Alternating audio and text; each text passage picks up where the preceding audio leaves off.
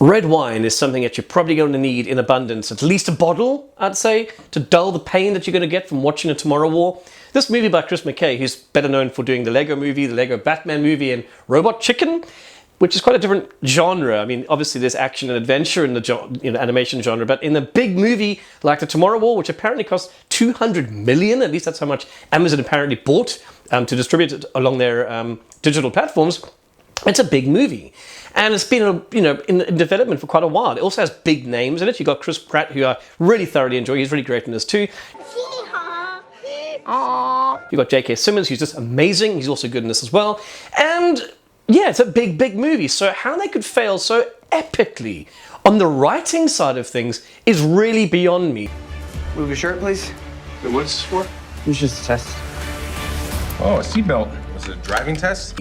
The idea that in the year 2050 is that 9 billion people, let's say 9 billion people have died, there's only 500,000 people left alive, that they're going to go back in time 30 years and get people, recruits, that are going to be any better than the 9 billion who have already died in the future is fucking stupid. Well, it's nice knowing you. It really, really is. And the writer, I'm sorry, Zach Dean, this is a really bad idea. The writer, I see on Wikipedia, he's only got one other property to his name. But it just blows my mind that someone can come up with a stupid-ass idea like this, which is in itself really bad. The final third is just even stupider than this. Is, like, as I say, it's mind-blowing. The performances in this are great. You're dealing with actors who are veterans here. They know what they're doing. There's a little bit of fun in it as well. A little bit funny. It did feel like the jokes were shoehorned in there, to be completely honest with you.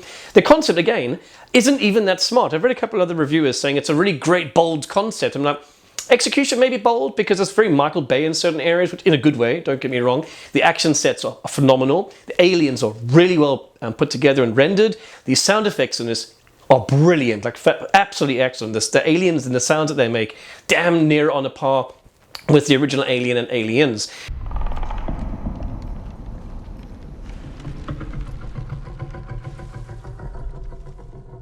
So that's all done really, really well. And you've got this world building, which is kind of okay. And it just falls apart because the writing is so terrible. As I mentioned, this whole plot device of going forward in time to beat the aliens when they could have just stayed back in time and stopped the war from starting in the first place is brought to fruition. And this is a bit of a spoiler, I suppose, but trust me, I'm saving you, okay? In the third act, when the characters actually come back from the future with the ability to stop the war from ever taking place. And the military, the US military, go, nah.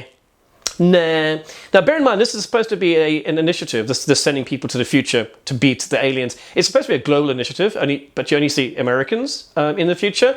There's a lot of location jumping. There's a scene that ends at, I think it's about 20 minutes in or 30 minutes in, where the heroes get kind of blown up and they wake up in like Prague, where they were in America beforehand. So there's a lot of weird shit that you just expect to sort of roll with. Then there's the whole meeting up, basically the lead character meets his daughter in the future. That also feels very, very shoehorned. There's so much stupid shit in this movie that unless you're really not paying attention, which, like maybe looking at your cell phone, it's going to hurt your brain.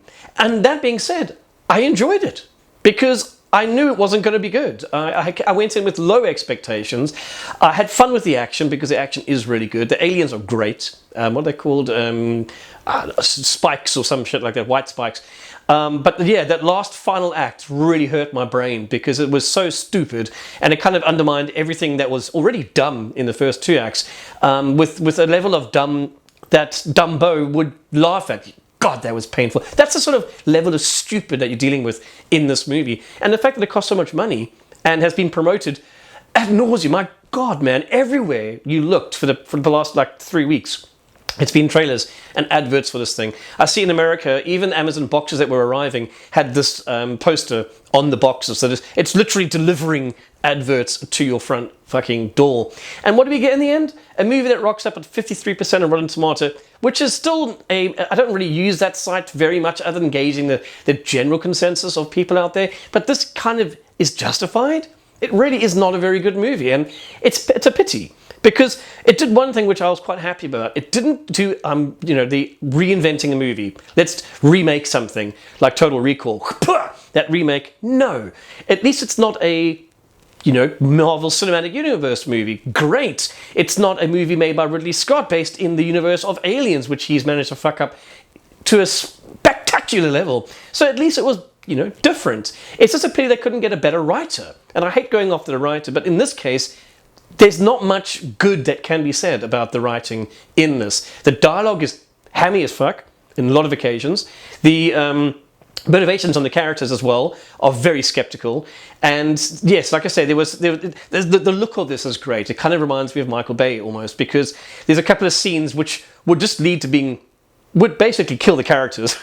But it looks cool. And you can throw, a bit of science fiction time travel in there to not kill certain characters when they were definitely going to die. And it just, like I say, it looks good. It's full of hot air, and it just fails, especially the end act. My God, man, it's dumb. So yes, like I say, this movie, I think you could have a lot of fun with it, pointing and giggling at the stupidity in it.